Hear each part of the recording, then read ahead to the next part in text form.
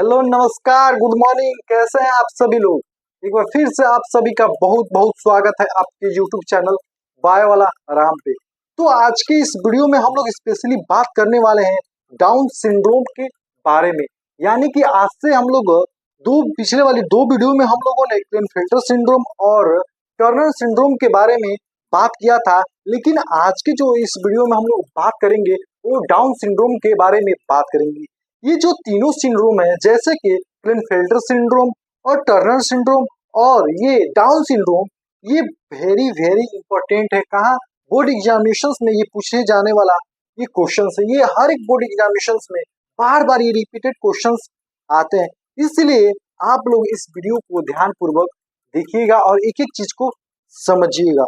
तो आइए सबसे पहले हम लोग डाउन सिंड्रोम के बारे में बात करते हैं। जो डाउन सिंड्रोम है, इसको सबसे पहले 1866 में डॉक्टर जोहन लैंगडन ने डाउन ने 1866 में इसके बारे में, इस विकार के बारे में बताया। उन्होंने अपने एक्सपेरिमेंट में देखा कि कुछ जो पुरुष होते हैं और कुछ जो महिलाएं होती हैं, उन लोगों में एक अतिरिक्त क्रोमोसोम यानी कि जो ऑटोसोम होते हैं, एक अतिरिक्त हो जाने के कारण यह विकार देखने को मिलता है। ठीक ऐसे ही क्लेनफेल्टर सिंड्रोम में होता था। उसमें क्या होता था, जो लिंग गुणसूत्र है उनमें एक अतिरिक्त लिंग गुणसूत्र होने के कारण क्लेनफेल्टर सिंड्रोम देखने को मिलता था। लेकिन इसमें लिंग गुणसूत्र अतिरिक्त नहीं हो रहा है, लिंग गुणसूत्र है वो नहीं बढ़ रहा है, लेकिन इसमें ऑटोसोम जो होते हैं ना, वो बढ़ जाते। एक अतिरिक्त होने के कारण डाउन सिंड्रोम देखने को मिलता है। यह स्पेशल नहीं है, यह विशेष किसी महिला और किसी पुरुष में नहीं होता है। ये जो डाउन सिंड्रोम है केवल महिलाओं में होगा या केवल पुरुषों में होगा। ये दोनों लिंगों में हो सकता है, महिलाओं में भी हो सकता है और ये पुरुषों में भी हो सकता है। तो आइए अब हम लोग इसके परिभाषा को देखते हैं कि आखिरकार में डाउन सिंड्रोम में होता क्या है। डाउन सिंड्रोम क्या है? यह एक अनुवांशिक विकार है। मतलब कि यह जो डाउन सिंड्रोम है यह एक जेनेटिक डिसऑर्डर है, जिसे हम लोग अनुवांशिक विकार कहते हैं, जो तब होता है जब किसी इंसान के 21वें जोड़े का एक अतिरिक्त गुणसूत्र यानी कि क्रोमोसोम होता है। इसे ट्राइसोमी 21 भी कहा जाता है। मतलब कि यह जो विकार है, जो डाउन सिंड्रोम है, यह महिला या पुरुष में तब होता है जब 21वें जोड़े के जो गुणसूत्र होते हैं वो क्या होते हैं, एक अतिरिक्त बढ़ जाते हैं, इसलिए उसे हम लोग ट्राइसोमी भी कहते हैं। ट्राइसोमी क्यों कहते हैं? ट्राइसोमी का मतलब होता है कि तीन क्रोमोसोम क्यों हो रहा है? क्योंकि जो 21वीं जोड़ है उनमें क्या हो रहा है, तीन गुणसूत्र बढ़ जा रहे हैं। जो 21वां जोड़े हम जानते हैं कि पेयर में होता है, तो क्या होता है, जो 21वां जोड़ा होता है वो क्या होता है, इसमें एक एक्स्ट्रा हो जाता है, मतलब एक प्लस हो जाता है। इसलिए क्या होता है, ये ट्राइजोमी जो 21वें जोड़े में होता है ट्राइजोमिक क्रोमोसोम हो जाता है, मतलब तीन गुणसूत्र उसमें हो जाते हैं। इसके कारण हम लोग को डाउन सिंड्रोम किसी महिला या पुरुष में देखने को मिलता है।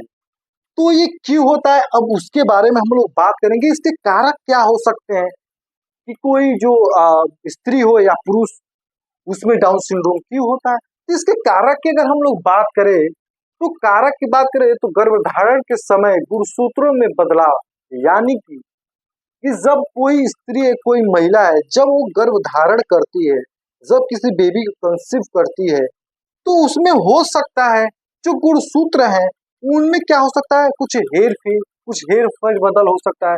गुणसूत्रों में क्या हो सकते हैं, कुछ बदलाव हो सकते हैं। इसके कारण जो 21वें जोड़े के जो ऑटोसोम है उनमें क्या हो जाता है, एक अतिरिक्त क्या होता है, गुणसूत्र आ जाता है। फिर अब हम लोग बात करेंगे दूसरे, माँ की उम्र 35 साल से ज्यादा होने पर, मतलब कि जो महिला है अगर वो 35 साल से ज्यादा है तो उनमें यह विकार आमतौर पे ज्यादा दिखने की संभावना हो जाती है। जो 35 साल से अगर कोई महिला है, अगर वो गर्भ धारण करती है तो उसमें ये होने की संभावना बढ़ जाते हैं।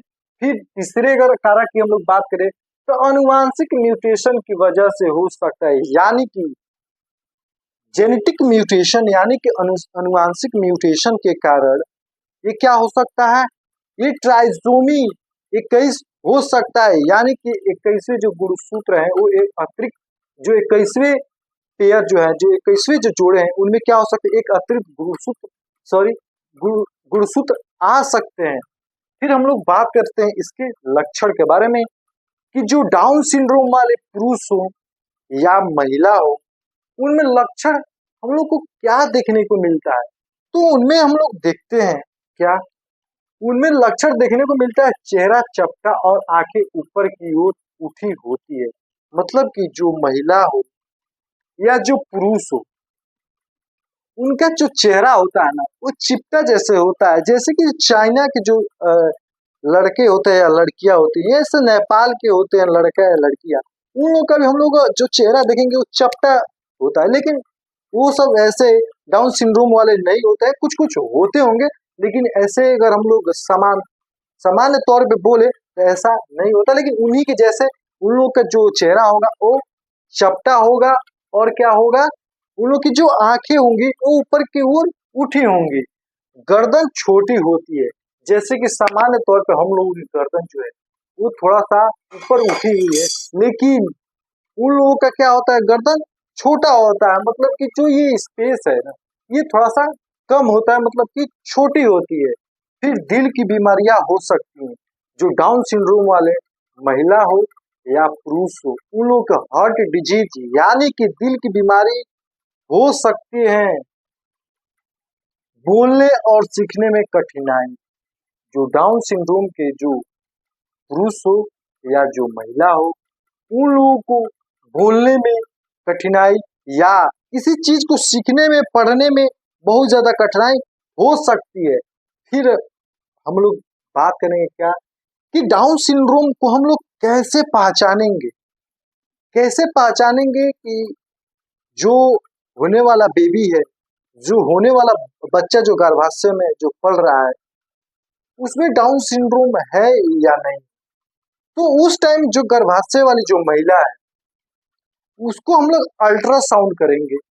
उसमें क्या करेंगे, हम लोग अल्ट्रासाउंड से उसको हम लोग पहचानेंगे, देखेंगे, या तो ब्लड टेस्ट के द्वारा हम लोग क्या कर सकते हैं, उसको देख सकते हैं, उसको पहचान सकते हैं, या इम्यूनोसेंटेसिस यानी कि इम्यूनोसेंटेसिस के द्वारा, इस टेस्ट के द्वारा, इस परीक्षण के द्वारा हम लोग किसी महिला के गर्भाशय में पल रहे बच्चों को ये जान सकते हैं कि जो बच्चा है वो डाउन सिंड्रोम से ग्रसित है या नहीं।